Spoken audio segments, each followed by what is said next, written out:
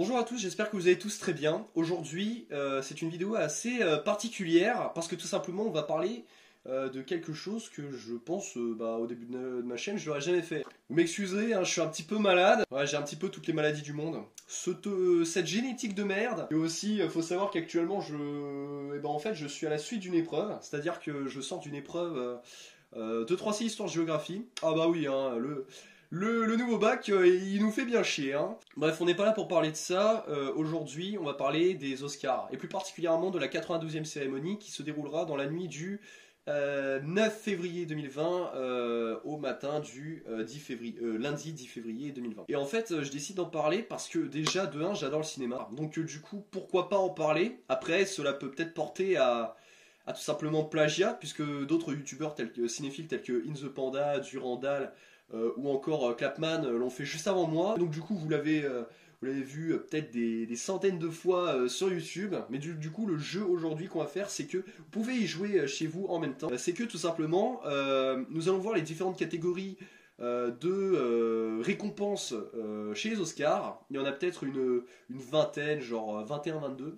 Et le but du coup c'est de voir les nominés. De toute façon je les mettrai juste ici.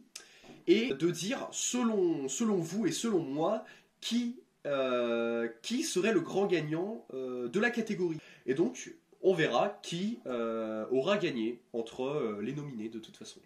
Yo, je suis le Raxor du futur et je suis là pour vous dire qui sont les gagnants, pour dire si j'ai bon ou si vous avez bon ou pas. Tout simplement aussi pour vous dire que là je tourne, il est actuellement, on est mardi, donc du coup on est le mardi. Hier soir c'était les Oscars. Voilà, pour vous donner un ordre d'idée. Putain, il y a un oiseau qui arrête pas de passer. J'ai plusieurs choses à vous dire avant que la vraie vidéo commence. Première chose, voilà, je parlerai beaucoup plus de cinéma sur ma chaîne. Ma chaîne YouTube sera plus consacrée à du cinéma parce que vraiment, le cinéma c'est quelque chose que j'apprécie énormément. Deuxième chose, voilà. Pourquoi cette vidéo, elle est à la fois sur YouTube et vous la voyez à la fois sur Instagram en IGTV. C'est le cas, c'est le fait. Il n'y a pas énormément de personnes qui sont abonnées à ma chaîne YouTube. 118 personnes, je ne crois pas que ce soit énormément de personnes. Contrairement à Instagram où plus de personnes vont pouvoir voir ce que je fais un petit peu sur YouTube. Peut-être qu'elles seront intéressées, peut-être qu'elles ne le seront pas. En tout cas, vous le savez dès à présent. On parle de cinéma. Si vous n'êtes pas intéressé par le cinéma, vous pouvez d'ores et déjà quitter la vidéo, il n'y a aucun problème. Si vous êtes intéressé, restez. Vous pouvez aussi jouer aux prémonitions des Oscars. Donc c'est pour ça que je mets à la fois sur YouTube et en IGTV sur Instagram, pour que vous découvriez un petit peu le contenu que je fais, pour voir si vous êtes intéressé, etc. Et puis si vous êtes tout simplement intéressé par le contenu que je propose et que vous êtes intéressé par le cinéma et que vous avez envie de vous abonner à ma chaîne YouTube, n'hésitez pas à cliquer sur le lien qui est dans ma bio Instagram, ça vous dirigera directement vers ma chaîne YouTube. J'espère que vous êtes prêts, parce que la vidéo commence maintenant, avec la première catégorie d'Oscar, qui est... Oscar des meilleurs effets visuels, on a Avengers Endgame, The Irishman, The Lion King, donc Le Roi Lion en live action, 1917 et Star Wars 9, The Rise of Skywalker. Je sais pas. Franchement... En fait, j'allais me poser la question pourquoi The Irishman était là-dedans. Mais en fait, déjà parce que déjà il rajeunit ses acteurs. Ce qui est déjà plutôt pas mal parce que ils ont vraiment l'air d'être jeunes. Avengers Endgame, j'ai vraiment besoin d'argumenter là-dessus. Le Roi Lion, j'ai vraiment besoin d'argumenter là-dessus. Mais genre réellement. Et Star Wars 9, c'est pareil. Est-ce que j'ai vraiment besoin d'argumenter? Et il y a encore 1917. À 1917, je pense pas que ce soit encore son heure. Je ne sais pas. Très personnellement, très sincèrement, ça me ferait plaisir que The Irishman gagne l'Oscar. Après, faut au moins, je pense, que Disney gagne un Oscar. Donc, ils vont pas le donner à 1917. J'ai réfléchi, je me demande s'ils vont pas le donner à 1917. C'est quoi? Coup de poker, The Irishman. Eh bah putain, je me suis foiré. C'est pas The Irishman, c'est 1917 qui a gagné. En même temps, on peut comprendre, The Irishman, ils ont fait quelques effets spéciaux par-ci par-là. Mais 1917 vraiment mérite de gagner l'Oscar amplement et je comprends parfaitement. Ensuite, l'Oscar du meilleur mixage son. Alors on a Ad Astra, on a Le Mans 66, donc Ford versus Ferrari. On a Joker, 1917 et Once Upon a Time in Hollywood. Mais putain! Le meilleur mixage son, hein. C'est pas la musique, c'est le mixage son. Ah! Et là, j'hésiterais entre Ad Astra et Le Mans 66. Je pense que c'est des films qui ne vont pas être beaucoup nominés dans les Oscars. Ce serait vraiment bien que l'un des deux films ramène un Oscar à la maison, quoi. Donc je serais tenté de dire, allez, Le Mans 66. Le Mans 66, coup de poker, pareil, Le Mans 66. Je suis vraiment mauvais. Hein. Bon, en même temps, c'est la première fois que je fais ça, donc on peut me pardonner. Dans l'Oscar du meilleur montage son, on a pareil Le Mans 66, on a Joker, 1917, Once Upon a Time in Hollywood et Star Wars 9, The Rise of Skywalker. Ouais, t'as vu, je prends l'anglais, The Rise of Skywalker. Anglais, British, tu connais. Franchement, Joker. Non. Once Upon a Time in Hollywood. Ça a une bande son, mon gars, mais historique. Et je pense que Once Upon a Time in Hollywood mériterait, mais largement, de gagner l'Oscar. Les autres ont peut-être une chance, mais je pense que celui qui devrait gagner, c'est Once Upon a Time in Hollywood. Mais c'est que j'enchaîne les fautes, putain. Je suis vraiment mauvais. Ne me prenez pas en tant que pronostic pour des matchs ou des trucs comme ça. Je vous ferai perdre, mais oui. C'est Le Mans 66 qui a gagné. Putain, j'aurais dû dire Le Mans 66 pour le montage au lieu du mixage son. J'ai vraiment fait de la merde. Mais vous inquiétez pas. Le prochain, vous inquiétez pas, je vais être content. Ah, cette toux de mort, putain, elle me casse les rognons, mon pote, mais d'une puissance. Pour l'Oscar du meilleur décor, on a The Irishman, Jojo Rabbit, 1917, Once Upon a Time in Hollywood et Parasite. Et là, ça va être compliqué, parce que je suis désolé, mais 1917... Oh putain, oula, oh j'allais dire de la merde. Je crois, non mais non, je crois que 1917, c'est que du fond vert. Et vous savez quoi? Bah, je pense que c'est Once Upon a Time in Hollywood qui va gagner. Tout simplement parce que ils ont réussi à refaire, je dis bien refaire, le décor de l'Hollywood qu'on a connu dans les années 80-90. Et ça, si c'est pas dingue, mais j'ai kiffé. Donc pour moi, c'est Once Upon a Time in Hollywood qui gagne. Et c'était totalement logique que Once Upon a Time in Hollywood gagne l'Oscar des meilleurs décors. Je le répète, et c'est totalement vrai, ils ont réussi à refaire l'Hollywood des années 80-90, cette nostalgie que nos parents et que nous peut-être on a eu durant le visionnage du film, c'est totalement incroyable. Once Upon a Time méritait totalement de gagner l'Oscar. On attaque l'Oscar du meilleur maquillage. On a Bombshell, Joker, Judy, Maleficent, Mistress of Evil, donc Maléfique 2, et on a 1917. Et tu sais quoi? Je pense que mes votes n'ont aucun sens, mais je vais dire 1917.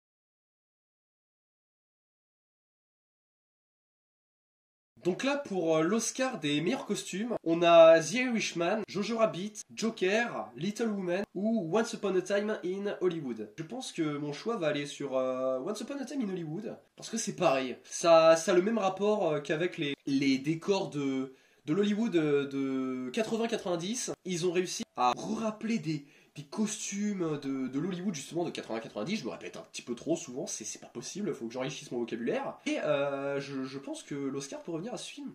Ils ont fait un taf de malade. Ça a vraiment bien marché. Et franchement, si vous avez pas vu Once Upon a Time in Hollywood, voyez-le. Car déjà de 1, c'est un des meilleurs films de l'année. Et de 2, parce qu'il est vraiment bien. Et puis c'est Quentin Tarantino. Ah oui d'ailleurs, si vous me voyez dire Little Woman, etc., c'est juste qu'en fait j'étais sur le site des Oscars, des nominés américains. Donc du coup j'ai lu Little Woman, au lieu que ce soit Les filles du Docteur March. Voilà, c'est ça le titre français que je crois. Et c'est ce film-là qui a gagné l'Oscar des meilleurs costumes. Ouais, non mais je comprends totalement qu'il ait gagné l'Oscar. Je pense que cela dit, Once Upon a Time aurait pu gagner, c'est Les filles du Docteur March qui ont gagné. Je respecte. L'Oscar du meilleur scénario original. Il y a Knives Out, donc à couteau tiré, Marriage Story, 1917, Once Upon a Time in Hollywood ou encore Parasite.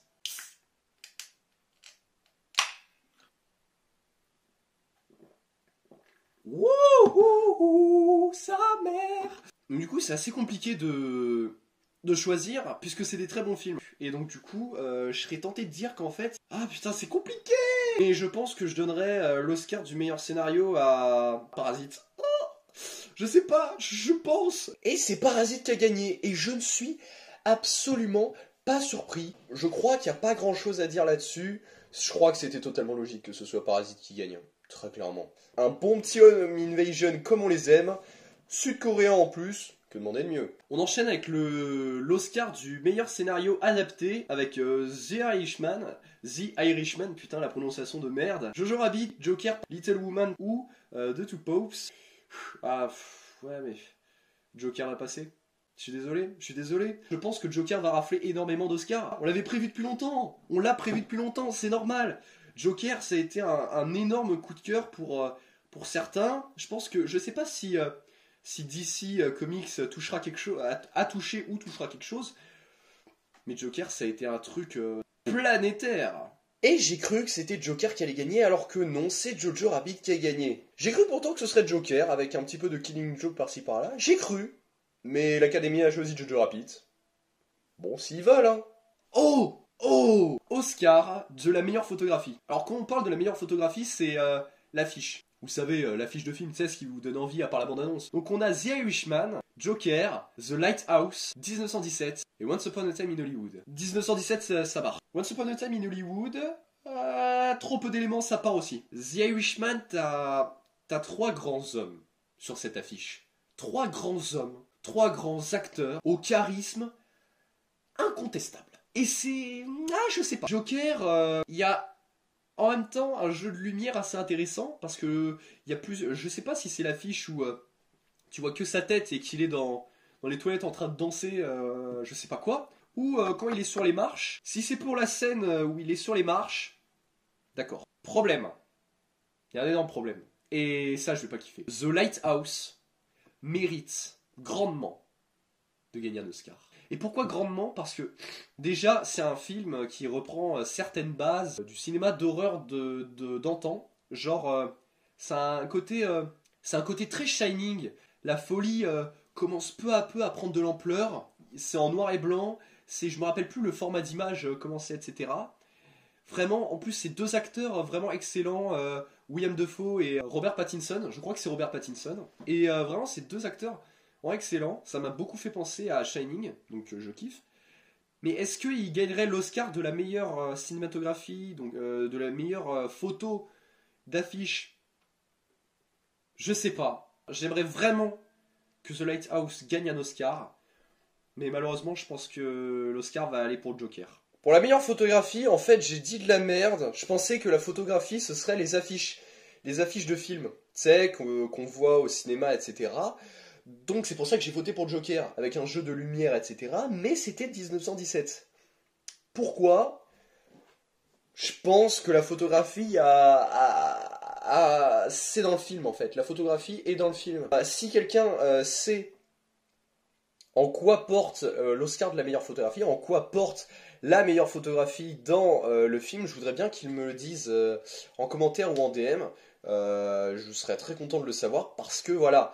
J'ai commenté et j'ai dit de la merde. J'ai commenté en disant de la merde, j'ai commenté en suivant une idée qui était de la merde. Donc forcément, à la fin, j'ai dit quoi? J'ai dit de la merde. Dans la catégorie du meilleur montage dans un film, on a Le Mans 66, The Irishman, Jojo Rabbit, Joker ou Parasite.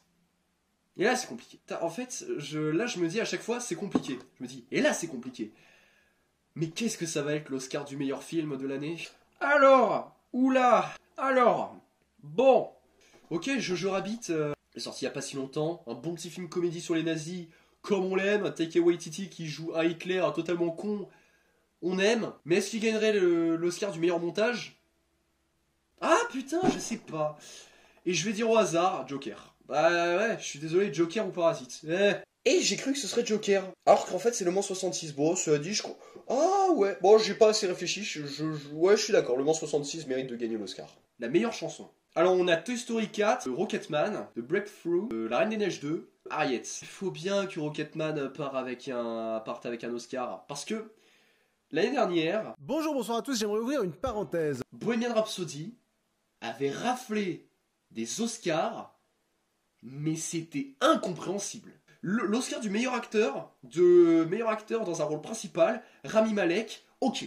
Mais je suis désolé. Il y avait un truc, je ne me rappelle plus quoi. De toute façon, je le mettrai sûrement au montage ici. Je ne me rappelle plus pourquoi. Il avait gagné un Oscar, mais c'était incompréhensible. Il avait gagné un Oscar alors que merde, c'était Bohemian Rhapsody. Je referme la parenthèse. Rocketman, a totalement le droit d'avoir son Oscar pour la meilleure chanson originale écrite pour un film. Donc je pense que mon vote partirait pour Rocketman. Et c'est logique. Mais c'est totalement logique. Rocketman, c'est une comédie musicale. Si la comédie musicale ne gagne pas l'Oscar, mais alors là, Là, on s'attaque à l'Oscar de la meilleure musique, la meilleure bande-son, avec Joker, Little Women, Marriage Story, 1917 et Star Wars The Rise of Skywalker. Alors attends, je viens de découvrir un truc, Randy Newman, qui est le musicien qui fait les musiques des films Pixar, a fait tout simplement la bande-son de Marriage Story. Voilà. Ils vont donner l'Oscar à John Williams. Bah ouais, parce que John Williams c'est Star Wars. Mais pour moi, c'est pas celui qui doit gagner l'Oscar de la meilleure musique. Pour moi, l'Oscar qui doit gagner le film, je vais y arriver, le film qui doit gagner l'Oscar de la meilleure musique est Joker. Ils arrivent à te mettre une de ces tensions, c'est incroyable. Il y a une ambiance à chaque fois autour du personnage. Il y a une scène qui m'a marqué, c'est quand t'as on va l'appeler le Joker. T'as le Joker qui est pas encore le Joker justement, qui est à l'hôpital avec sa madré là, qui est en train de regarder la comédie, et on voit il voit qu'on se fout de sa gueule. Il regarde la télé avec un air mais genre bad guy, tu vois. Et là, t'as une espèce d'atmosphère qui rentre, une atmosphère sombre, malveillante. C'est excellent. Donc je pense que Joker pourrait repartir avec finalement l'Oscar de la meilleure musique. Et c'est Joker qui a gagné. J'ai réécouté les arguments que j'ai dit, et ça colle parfaitement. Et voilà, je suis content que Joker ait gagné parce que l'attention qu'il y a autour de ce film est assez palpable et assez bien pensée. Et là, mon gars, on s'attaque à un Oscar, à une catégorie, mon pote, qui me donne des frissons. L'Oscar du meilleur film de l'année international. On a Corpus Christi, Honeyland, Les Misérables. On a Les Misérables. Et ça, c'est bien. Pain and Glory et Parasite. Voilà, Les Misérables représentent la France durant les Oscars. Et mec, s'ils donnent l'Oscar du meilleur film international de l'année aux Misérables,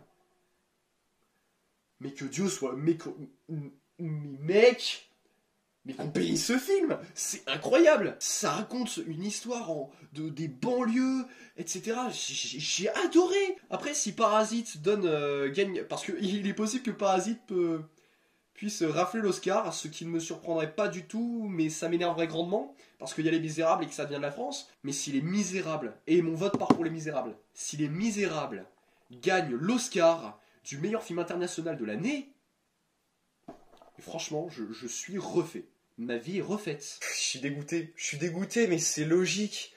Les Misérables avaient aucune chance. Vraiment, ça me fait mal au cœur de dire ça, mais Les Misérables avaient malheureusement aucune chance face au titan sud-coréen qui est Parasite. On entame l'Oscar du meilleur film d'animation de l'année avec Dragon 3, I Lost My Body, Close, qui est sur Netflix, Missing Link ou Toy Story 4. Ce serait vraiment cool que Toy Story 4 gagne. Toy Story, c'est une licence, mon gars, qui a bercé des générations entières. Et le fait qu'un Toy Story 4 sorte, déjà il y a quelques rappels sur le passé de Toy Story, sur les précédents opus, qui font monter la nostalgie. Et pour moi, quand j'ai vu Toy Story 4, quand j'ai vu la scène d'ouverture, je veux pas spoil, il y a eu une montée de nostalgie, j'ai failli chialer, putain. J'ai kiffé. Toy Story 4, il peut gagner l'Oscar du meilleur film d'animation. Oui.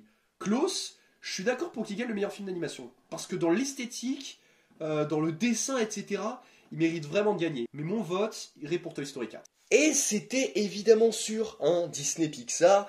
Toy Story 4, c'est une saga légendaire, et pas une série, une saga légendaire qui a bercé des générations entières. Je dis bien des générations entières parce que il nous berce encore aujourd'hui. Toy Story, c'est vraiment le film d'animation que tu fais découvrir à tes gosses. Et que tes gosses font découvrir à leurs gosses plus tard. Et ainsi de suite. Parce que Toy Story, c'est une bête d'invention. C'est incroyable. Là, on attaque les gros trucs, oui, on peut le dire. L'Oscar de la meilleure actrice dans un second rôle. On a Kathy Bates dans Richard Jewell, Laura Dern dans Marriage Story, Scarlett Johansson dans Jojo Rabbit, Florence Pugh dans Little Women, Margot Robbie dans Bombshell. Je pense que Scarlett Johansson, on la voit pas assez. on la voit pas assez dans Jojo Rabbit. J'allais dire Roger Rabbit, hein. J'allais pas dire Jojo, j'allais dire Roger Rabbit. Mais juste parce que j'aime bien Margot Robbie, on va partir sur Bombshell. Hein, voilà. Eh bah, c'est pas parce qu'apparemment j'aime Margot Robbie que c'est Margot Robbie qui gagne, hein. Laura Dern pour Marriage Story. Ok. Bon, j'ai rien à dire de plus. Pour l'Oscar de la meilleure actrice dans un premier rôle, on a Cynthia Erivo dans Harriet, Scarlett Johansson dans Marriage Story, c'est pas Star Wars, c'est Wars, je le prononce peut-être mal, Ronan dans Little Women, Charlize Theron dans Bombshell et Renée Zellweger dans Judy. Là c'est compliqué, j'hésite entre justement Bombshell et Marriage Story. Bombshell c'était vraiment un grand film. Ça dénonçait beaucoup sur la femme, etc. Et on s'y attendait parce que les trois personnages principaux tout simplement sont des filles. Et je dis pas que le film est mauvais ou je suis féministe ou quoi. Pas du tout. Et Marriage Story c'est une bonne grosse histoire assez émotionnelle et que j'ai bien kiffé avec comment il s'appelle, Kylo Ren là. Il joue Kylo Ren. Arrêtez. Comment il s'appelle, Adam Driver, je crois qu'il s'appelle Adam Driver. Et de toute façon, son nom va s'afficher là si je me gourre. Je crois qu'il s'appelle Adam Driver. Et je pense que Scarlett Johansson pourrait gagner l'actrice dans un premier rôle. Parce que dans Jojo Rabbit, on la voit pas assez pour qu'elle gagne le Oscar du second rôle. Et pour l'actrice pour la meilleure actrice dans un premier rôle, je pense qu'elle pourrait gagner. Et j'ai cru quand même que ce serait Scarlett Johansson pour Marriage Story. Et c'est Renée Zellweger. Dans l'Oscar du meilleur acteur dans un second rôle, on a Tom Hanks dans A Beautiful Day in the Neighborhood, Anthony Hopkins dans The Two Popes, Al Pacino dans The Irishman, Joe Pesci dans The Irishman et Brad Pitt dans Once Upon a Time in Hollywood. Et je pense que ça va partir sur Brad Pitt. Le combo Leonardo DiCaprio, Brad Pitt marche à fond les ballons. C'est incroyable comme ça marche bien. Brad Pitt, c'est ce... Ok, je dis pas que Leonardo DiCaprio dans Once Upon a Time est pas drôle du tout. Il y a certaines scènes comiques où j'ai bien rigolé, mais Brad Pitt, tu vois, c'est le body, tu vois, c'est le poteau sur qui tu peux compter et qui est drôle dans les moments. Non mais surtout la scène finale avec du grand Tarantino, je suis désolé, juste pour ça, Brad Pitt. Et pour Brad Pitt, mais c'est totalement logique. Putain, c'est tellement comme je le dis précédemment, c'est tellement le boy, le body, le brother, tu vois, le frère qui t'accompagne, tu vois. Et non, c'est vraiment très très cool. Je suis vraiment content que ce soit Brad Pitt qui ait gagné. Pour l'Oscar du meilleur acteur dans un rôle principal, Antonio Banderas dans Pain and Glory, Leonardo DiCaprio dans Once Upon a Time in Hollywood, Adam Driver, bah voilà c'est ça, dans Marriage Story, Joaquin Phoenix dans Joker et Jonathan Pryce dans The Two Popes. Et ouais, je suis désolé. Joaquin Phoenix va gagner l'Oscar. Comme pour Rami Malek pour Bohemian Rhapsody. Parce que tout simplement, Rami Malek, c'est pas juste tu leur rajoutes des fausses dents et il devient Freddie Mercury. Pas du tout. Il a une gestuelle qui est carrément similaire à Queen. Et Joaquin Phoenix, il est le personnage. Il fait tout, il se bute à mort pour devenir le personnage. Et il arrive à tellement retransmettre des émotions à travers son jeu d'acteur. C'est incroyable. Si vous n'avez pas vu Joker, mais qu'est-ce que vous branlez là? Joaquin Phoenix, c'est un délire. Je crois que c'est pas un acteur que je suis beaucoup. J'en avais déjà entendu parler. Mais Joker va rafler l'Oscar. Bah ouais. Joker va rafler l'Oscar. Et vous n'êtes pas surpris, vous n'êtes pas sans savoir, en ayant vu le film, tout juste... Non mais juste en parlant de Joker... Juste en comparant Joker aux autres films, vous savez d'ores et déjà que Joker, son acteur principal qui est Joaquin Phoenix, va remporter l'Oscar du meilleur acteur en premier rôle. Et c'est ce qui s'est passé. Joaquin Phoenix a remporté l'Oscar du meilleur acteur en premier rôle. Il le vit le personnage. C'est comme Rami Malek dont j'ai parlé précédemment dans Bohemian Rhapsody. Il vit le personnage. Il te transmet des émotions dans une atmosphère hyper sombre, malsaine, sournoise. Et c'est ça qui est bon. Jusqu'à la violence. En fait, voilà, c'est la descente aux enfers pour ce personnage. Il le joue excellemment bien. Le rire, putain, le rire légendaire qu'il arrive à avoir, c'est zéro montage. C'est vraiment l'acteur qui crée son rire. Et voilà, et jusqu'à ces scènes de violence qu'on attend depuis le début. En tout cas, que moi j'ai attendu. Je suis vraiment le seul à avoir attendu des scènes de violence meurtrière extra glauques. Vraiment? Les gars, on s'attaque à une catégorie. J'ai pas envie de... Non, j'ai pas envie. J'ai vraiment pas envie. On s'attaque à l'Oscar du meilleur réalisateur de l'année. Et là, mon gars, ça va être chaud de ouf. The Irishman pour Martin Scorsese, Joker pour Todd Phillips, 1917 pour Sam Mendes, Once Upon a Time in Hollywood pour Quentin Tarantino et Parasite pour Bong Joon-ho. On n'est même pas à l'Oscar du meilleur film. Et mon gars, je vais galérer mais comme un gros porc, ça va être abusé. Déjà, j'enlève pas Once Upon a Time in Hollywood. Je suis vraiment l'adolescent fan de cinéma et j'aime Tarantino. Je suis désolé, dès premier tour, j'enlève pas Once Upon a Time. J'ai enlevé Sam Mendes, j'enlève 1917. Ouh, c'est chaud. Ouh, c'est chaud. Martin Scorsese, à part The Irishman, j'ai pas vu le grand nombre de ses films. Donc je suis désolé, Martin, je vais enlever ton film. Joker. Oh merde! Todd Phillips, il a pas fait énormément de films. Hein. Sa filmographie, mon gars, elle est carrément incroyable. Il a fait les 3 Very Bad Trip. Et c'est les seuls trucs connus. Et il a fait Joker. Donc c'est pas possible. Franchement, si Joker gagne, si Todd Phillips gagne, juste parce qu'il a fait Joker, je suis pas content. Là, en fait, mon vote viendrait plutôt vers Bong Joon-ho. Bong Joon-ho, en fait, tout simplement, sa filmographie, il a très peu, voire pas du tout, de films mauvais. Genre, c'est quoi déjà Memories of Murderer? Que ce soit pour ce film-là, The Host, Okja, qui est une beauté visuelle, Parasite, je suis désolé, Bong Joon-ho mérite de gagner l'Oscar du meilleur réalisateur, en tout cas cette année. Je suis désolé pour Quentin Tarantino pour Once Upon a Time in Hollywood, mais il pourrait gagner. Mais pour moi, il y a trop de films bankable en fait. Cela dit, en fait, on a tous son Quentin Tarantino préféré. Et ah putain, je ne sais pas. Bong Joon-ho. Bong Joon-ho, c'était sûr. C'était sûr. Si tu compares la filmographie de Bong Joon-ho à Todd Phillips, il a fait que la trilogie des Very Bad Trip, et Bong Joon-ho, il a fait des très bons films. Quant à Tarantino, c'est pareil. Il aurait pu se comparer, il aurait pu tenir tête à Bong Joon-ho, mais il est vrai que Bong Joon-ho, il y a vraiment de très peu, voire zéro film très mauvais. Les gars, c'est la fin. On va s'attaquer tout simplement au dernier Oscar. Au dernier Oscar, hein, bah ouais, c'est comme ça. Au dernier Oscar, qui est tout simplement l'Oscar du meilleur film de l'année. Et c'est dommage que Les Misérables soient pas à l'intérieur. Et là, je pense qu'il y a débat. Je pense qu'il y a débat. Là, il y a gros débat.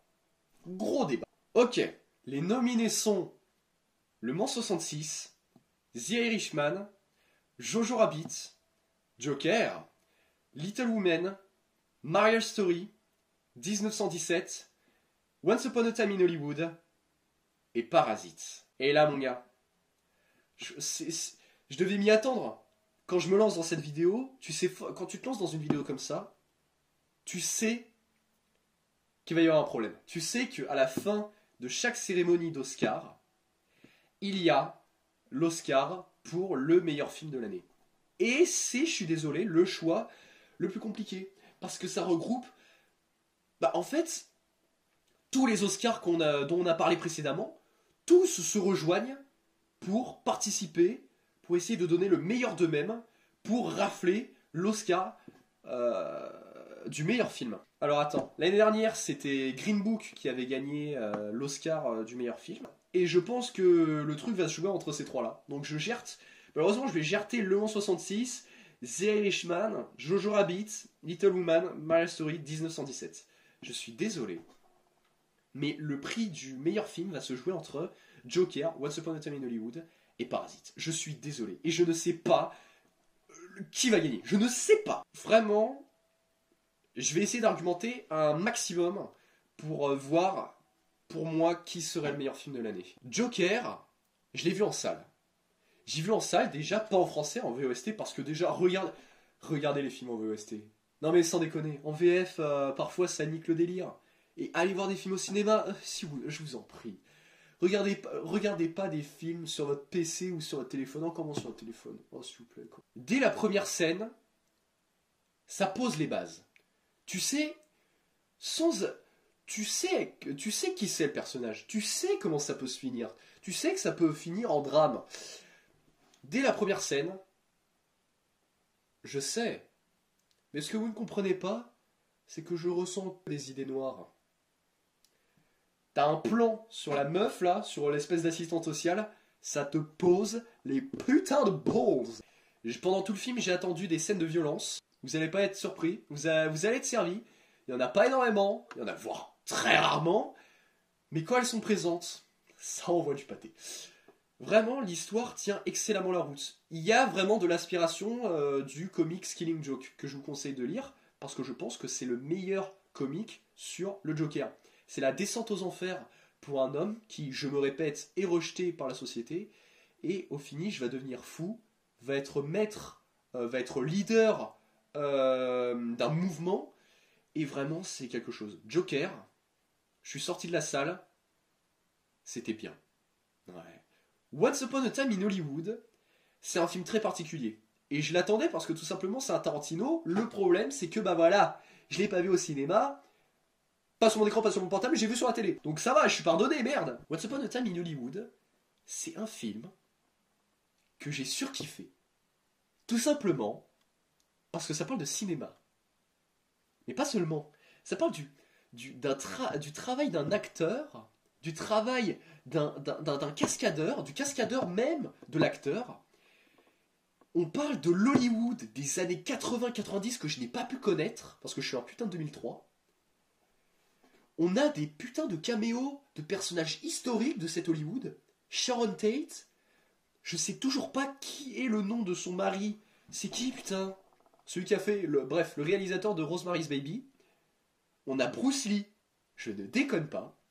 Dans le film, on a un fight où Brad Pitt se bat contre Bruce Lee. Comment c'est pas plus vendeur que ça? Vraiment, Once Upon a Time in Hollywood, ça a été une énorme claque. Quand tu ressors du cinéma, tu n'en ressors pas énervé parce que la fin ne t'a pas convenu. T'en ressors pas en mode « Oh, c'était bien mais sans plus ». T'en ressors pas « Oh putain, c'était hyper drôle ».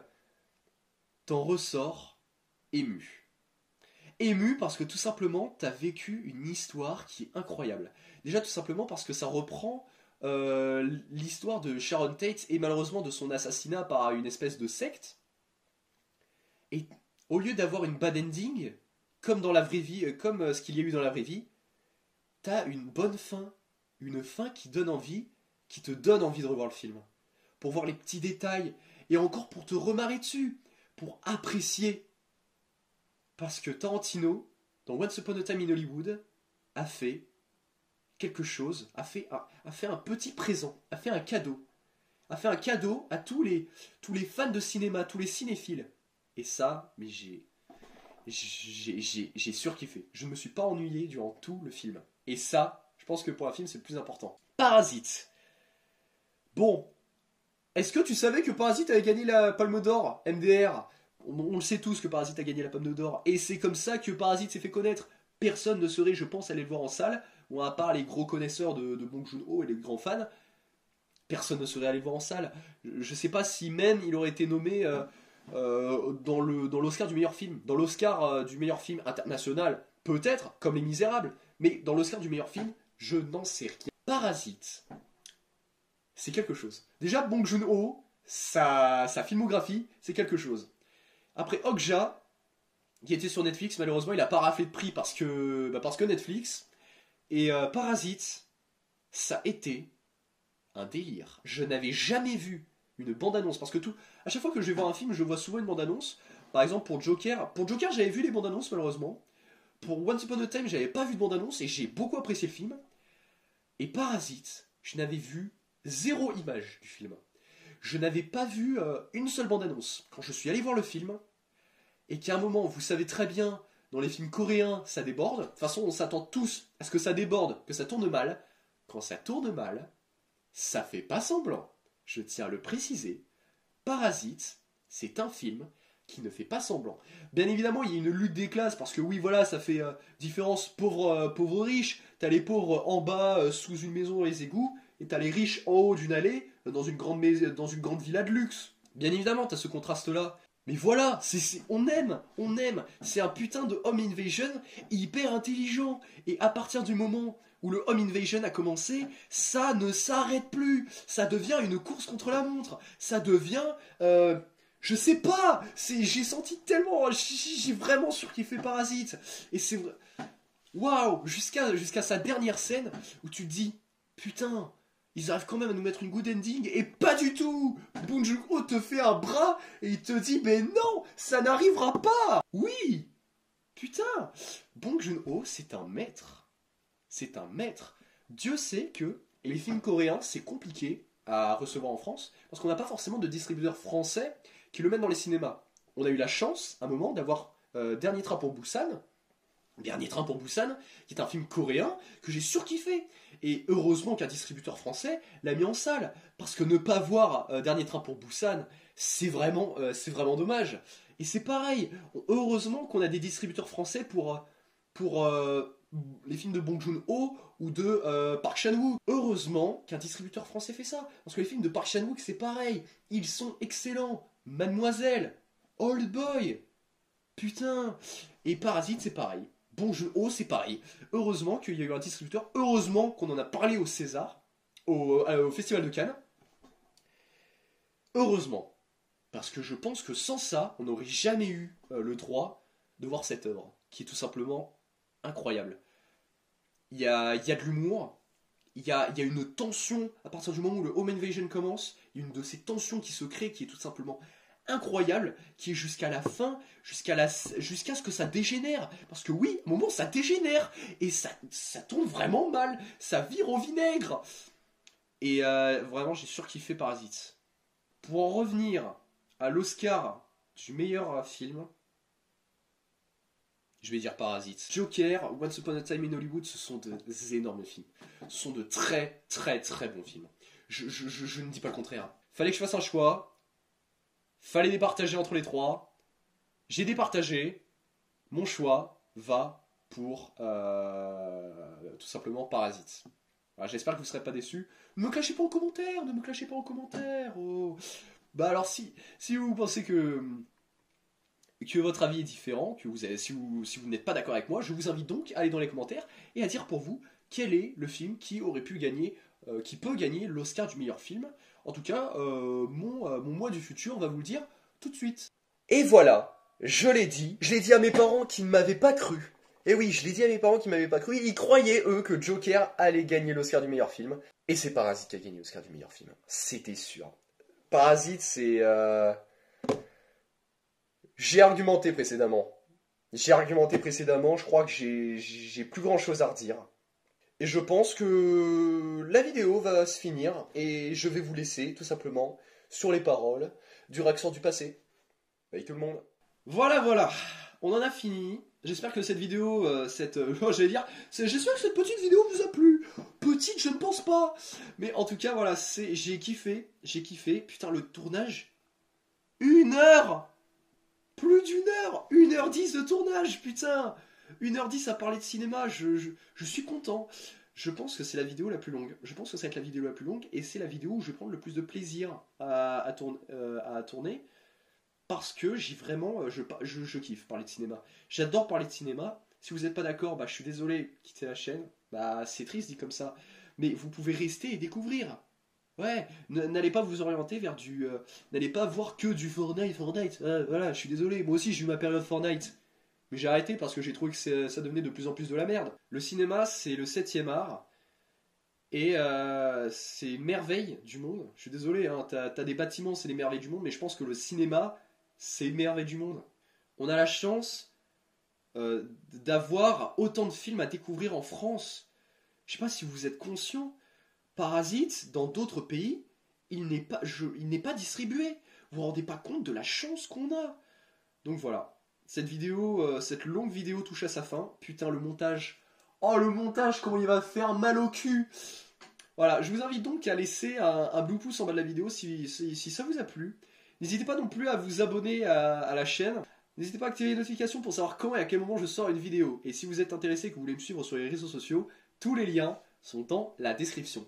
A très vite dans une prochaine vidéo. Et puis, je vous dis bye tout le monde.